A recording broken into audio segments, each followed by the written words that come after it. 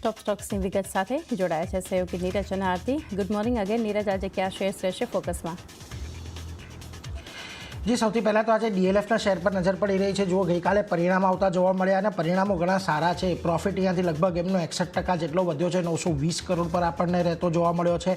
આવકમાં પણ 46%નો ઉછાળો છે, 2135 કરોડ પર રહેતી જોવા મળી છે. એબિટા પણ સારા એવા વધ્યા છે અને ખાસ કરીને માર્જિન અહીંયાથી 27.4%થી વધીને 35.3% પર રહેતા જોવા મળ્યા છે. અને આપણે જોયું છે કે ઘણી બધી જગ્યાએ આપણને ડીએલએફના ન્યૂઝ આપણને આવતા જોવા મળતા હતા. જે પ્રકારે નોર્થની અંદર અત્યારે પ્રોપર્ટીઝનું વેચાણ થઈ રહ્યું છે એ ઘણું વધારે છે અને સારો એવો ગ્રોથ આપણને ત્યાં જોવા મળ્યો છે અને એ જ અત્યારે આપણને નંબરની અંદર પણ રિફ્લેક્ટ થઈ રહ્યા છે. આની સાથે જ એક કંપનીએ અપડેટ આપી છે કે આશિક કુમાર ત્યાગી જે છે તે વધારાની હવે CFOની પોસ્ટ પણ તેઓ અહીંયાથી હેન્ડલ કરશે, એટલે આના પર એક ધ્યાન રાખીશું. ઓવરઓલ એક ઇન્ટરેસ્ટિંગ રિઝલ્ટ આજના દિવસમાં આપણને અહીંયાથી ડીએલએફના બનતા દેખાઈ રહ્યા છે. આની સાથે જ અહીંયાથી આપણને ડીએલએફની આજે અમુક બ્રોકરેજ રિપોર્ટ પણ આજે ખાસ કરીને આવતા જોવા મળ્યા છે. જોઈ લઈએ બ્રોકરેજ રિપોર્ટમાં આજે આપણને ખાસ શું કહેવામાં આવ્યું છે. જે પ્રમાણે પરિણામો આપણને જોવા મળ્યા છે, એટલે ત્યાં તો એક ખાસ ધ્યાન છે જ. બ્રોકરેજની સાથે સાથે ત્યાં આગળ જોઈ લો આજના દિવસે આપણને એક જે માફ કરશો, બ્રોકરેજમાં જુઓ મોર્ગન સ્ટેનલી અત્યારે ઇક્વલ વેટનું રેટિંગ આપી રહ્યા છે, 900ના ટાર્ગેટ આપી રહ્યા છે. તેમણે કહ્યું છે Q4 પ્રી સેલ્સ જે છે લોઅર દેન એક્સપેક્ટેશન રહ્યું છે, પરંતુ FY25નું આઉટલુક અહીંયાથી આપણને સ્ટ્રોંગ રહેતું જોવા મળ્યું છે, એટલે એના પર એક ખાસ નજર રાખજો. બીજું એક JSPLના પણ નંબર આપણને આવતા જોવા મળ્યા. થોડાક નંબર આપણને અહીંયાથી અનુમાનથી ઓછા રહેતા જોવા મળ્યા છે. 1070 કરોડનું નફાનું અનુમાન હતું, જેની સામે માત્ર 933 કરોડ પર રહેતો જોવા મળ્યો છે. જોકે અહીંયાથી આપણે જે આ ફિગર જોઈ રહ્યા છે કમ્પેરેટિવલી JSPLનું ફિગર આપણને અહીંયાથી ડબલ થતું જોવા મળ્યું છે. જોકે એક્સપેક્ટેશનલ જે એક વારની ખોટ છે તે અહીંયાથી કોઈપણ પ્રકારની આ વખતે જોવા નથી મળી. ગયા વખતે ક્વાર્ટરમાં 153 કરોડની એક વારની ખોટ હતી અને આવક જે છે ત્યાં પણ આપણને વધારો જોવા મળ્યો છે. 13,487 કરોડ પર થોડુંક રહેતું જોવા મળી છે. અહીંયા 12,000 કરોડની આજુબાજુની આપણને અપેક્ષા હતી. જોકે કમ્પેરેટિવલી આપણને થોડોક ઘટાડો અહીંયા જોવા મળ્યો છે. એબિટા જોઈ લો અહીંયાથી 2445 કરોડ પર રહેતા જોવા મળ્યા છે, જે અનુમાનથી ઘણા સારા છે. અને માર્જિન અહીંયા 20.2%નું અનુમાન હતું, જેની સામે 18.1% પર રહેતા જોવા મળ્યા છે. એટલે થોડાક મિક્સ નંબર ઓફ ક્યુઝ છે, એકવારની ખોટ નથી થઈ એટલા માટે અહીંયાથી આપણને પ્રોફિટની અંદર વધારો દેખાઈ રહ્યો છે, પરંતુ ખાસ કરીને જે ઉછાળો આવવો જોઈએ તે ઉછાળો આપણને જોવા નથી મળ્યો. CLSA જો અહીંયા અંડર પરફોર્મનો કોલ આપી રહ્યા છે, તેમણે ટાર્ગેટ વધારીને 940ના કરી નાખ્યા છે. એમનું કહેવું છે કે હાયર કેપેક્સને કારણે અહીંયાથી કંપનીનું દેવું ખાસ કરીને વધી રહ્યું છે, પરંતુ જે સ્ટીલના પ્રાઇસની અંદર આપણને મજબૂતી આવતી જોવા મળી છે એ આવનારા સમયમાં અહીંયાથી ગ્રોથ લાવી શકે છે.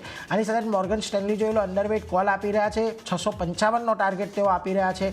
એમનું કહેવું છે કે એબિટા અહીંયાથી અનુમાન કરતાં વધારે રહ્યા છે. જોકે એક્સપેન્સિવ વેલ્યુએશન હોવાને કારણે તેઓ અહીંયાથી ખાસ અંડરવેટ છે એવું તેઓ કહી રહ્યા છે, એટલે અહીંયા ખાસ ધ્યાન રાખજો. મોર્ગન સ્ટેનલી JSPL પર આ કોલ અત્યારે આપી રહ્યા છે.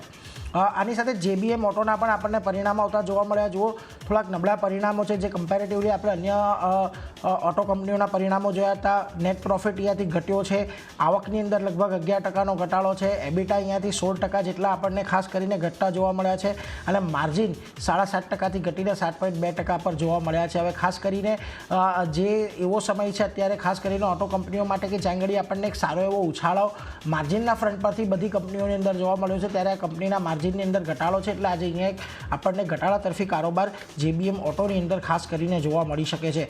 બીજી તરફ શેલેટ હોટેલ્સના પણ આપણને પરિણામ આવતા જોવા મળ્યા. પરિણામો સારા છે. જુઓ, ટોપલાઇનની અંદર આપણને નેટ પ્રોફિટ 82 કરોડ પર પહોંચતો જોવા મળ્યો, ઓલમોસ્ટ ડબલ થઈ ગયો છે પ્રોફિટ. આવક પણ 23% વધીને 418 કરોડ પર રહેતી જોવા મળી છે. એબિટા પણ અહીંયાથી આપણને 20% વધીને લગભગ 183 કરોડ પર પહોંચતા જોવા મળ્યા છે. એટલે નંબર્સ અહીંયાથી સારા છે, પરંતુ માર્જિનના ફ્રન્ટ પરથી એક થોડુંક દબાણ છે.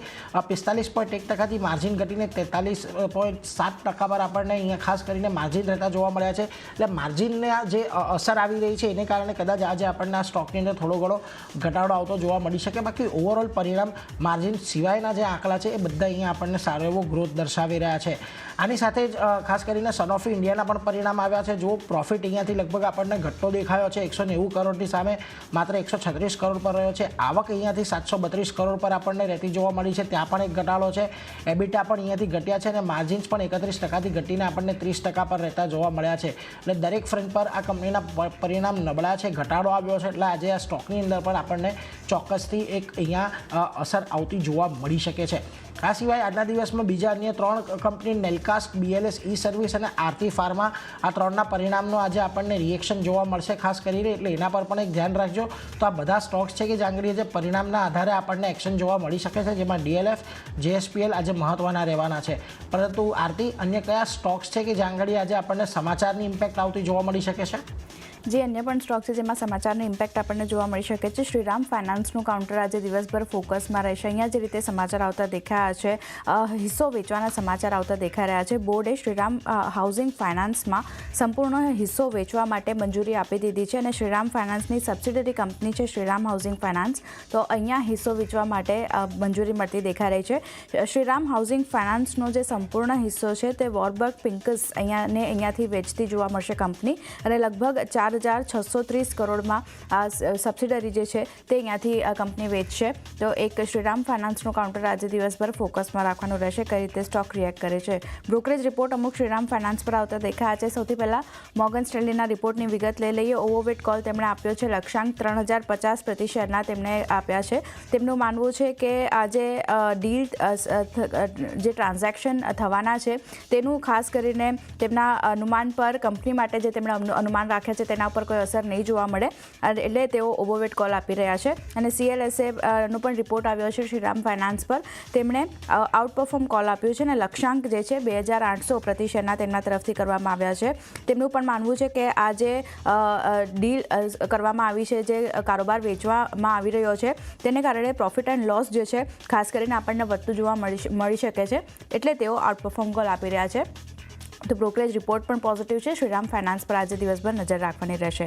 Next counter Cochin shipyard. અહીંયા ઓર્ડર મળવાના સમાચાર આવતા દેખાઈ રહ્યા છે. પોઝિટિવ સમાચાર છે. હાઇબ્રિડ SOVs માટે ખાસ કરીને યુરોપિયન ક્લાયન્ટ્સ પાસેથી આ ઓર્ડર જે છે તે મળતા દેખાયા છે. યુરોપિયન ક્લાયન્ટ્સ, અને 500થી લઈને 1,000 કરોડની રેન્જમાં આ મોટો ઓર્ડર જે છે તે કંપનીને મળ્યો છે. તો યુરોપિયન ક્લાયન્ટ્સ પાસેથી આ જે ઓર્ડર મળ્યો છે તેને કારણે કોચિન શિપયાર્ડનું કાઉન્ટર ફોકસમાં રાખવાનું રહેશે. Next counter RVNL. અહીંયા પણ ઓર્ડર મળવાના સમાચાર આવતા દેખાઈ રહ્યા છે. સાઉથ રેલવે પાસેથી લગભગ 3,239 કરોડનો ઓર્ડર જે છે તે કંપનીને મળતો દેખાયો છે, એટલે RVNLનું કાઉન્ટર પણ આજે નજરમાં રાખવાનું રહેશે. કોરોમંડલની વાત કરી લઈએ તો ઇન્ટરનેશનલ અહીંયા જે છે ફોકસમાં રાખવાનું રહેશે આ સ્ટોક, કારણ કે કોરોમંડલ ટેકનોલોજી જે છે લગભગ 150 કરોડમાં દક્ષા અનમેન્ડ સિસ્ટમ્સમાં વધારાનો હિસ્સો જે અહીંયાથી ખરીદતી જોવા મળશે. અને કોરોમંડલ ઇન્ટરનેશનલની સબસિડરી છે કોરોમંડલ ટેકનોલોજી, તેને કારણે કોરોમંડલ ઇન્ટરનેશનલના કાઉન્ટર પર નજર રાખવાની રહેશે. છેલ્લે ઝોમેટોની વાત કરી લઈએ તો અહીંયા મેનેજમેન્ટ ફેરફારના આજે અમુક સમાચાર આવતા દેખાયા છે. ગઈકાલે આપણે જોયું હતું પરિણામ ઘણા સારા આવતા દેખાયા હતા, ત્યારબાદ સ્ટોકમાં એક રિએક્શન જે છે તે પણ આપણને જોવા મળ્યું. પણ આજે જે રીતે સમાચાર આવતા દેખાયા છે, SR બાટલી બોય અને એસોસિએટ LLPએ રાજીનામું અહીંયાથી આપ્યું છે. ઝોમેટો, હાઇપર પ્યોર અને બ્લિંક કોમર્સના સ્ટેચ્યુટરી ઓડિટર્સ તરીકે અહીંયાથી આ લોકોએ રાજીનામું આપ્યું છે, અને સરેન્ડર જે છે તે પણ અહીંયાથી તેઓ કરતા જોવા મળશે. શું સરેન્ડર કરશે? તો ZPPL ઓનલાઈન પેમેન્ટ એગ્રીગેટરનું લાયસન્સ સરેન્ડર કરશે. ઝોમેટોની સબસિડરી કંપની છે ZPPL, તો તેનું લાયસન્સ અને ઓનલાઈન પેમેન્ટ એગ્રીગેટરનું લાયસન્સ જે છે તે અહીંયાથી સરેન્ડર કરશે તેઓ. RBI પાસેથી 11 નવેમ્બર 2021ના લાયસન્સ મળ્યું હતું, તો તે અહીંયાથી સરેન્ડર કરવામાં આવશે. તો એક આ રાજીનામું જે આપવામાં આવ્યું છે તેને કારણે ઝોમેટોના કાઉન્ટર પર નજર રાખવાની રહેશે. ઘણા બધા બ્રોકરેજ રિપોર્ટ આવ્યા છે ઝોમેટો પર, તેના ઉપર નજર કરી લઈએ તો સૌથી પહેલાં CLSA બાયકોલ આપી રહ્યા છે. લક્ષ્યાંક તેમણે વધાર્યા છે અને 248 પ્રતિ શેરના તેમના તરફથી કરવામાં આવ્યા છે. બેરિસ્ટરની વાત કરી લઈએ તો તેમણે આઉટપરફોર્મ કોલ આપ્યું છે અને લક્ષ્યાંક 230 પ્રતિ શેરના તેમના તરફથી કરવામાં આવ્યા છે. મોર્ગન સ્ટેનલી ઓવરવેટ કોલ આપી રહ્યા છે 180ના લક્ષ્ય સાથે, અને જેફરીઝ બાય કોલ આપી રહ્યા છે લગભગ 230ના ટાર્ગેટ સાથે. નોમુરાના રિપોર્ટની વાત કરી લઈએ તો તેઓ પણ બાય કોલ આપી રહ્યા છે 225ના લક્ષ્ય સાથે. અને મોટાભાગના બ્રોકરેજ રિપોર્ટનું માનવું છે કે ફૂડ ડિલિવરી બિઝનેસ જે છે તે કન્ટિન્યુઅસ આગળ પણ આપણને ગ્રોથ જે છે તે સ્થિર દેખાડી શકે છે, તેને કારણે તેઓ એક પોઝિટિવ રિપોર્ટ જે છે તે ઝોમેટો પર આપી રહ્યા છે. તો ચાંદની આ બધા કાઉન્ટર જે નીરજે જણાવ્યા, મેં જણાવ્યા, બધા પર પરિણામનું અને સમાચારનું રિએક્શન જોવા મળશે. જી, તો આ બધા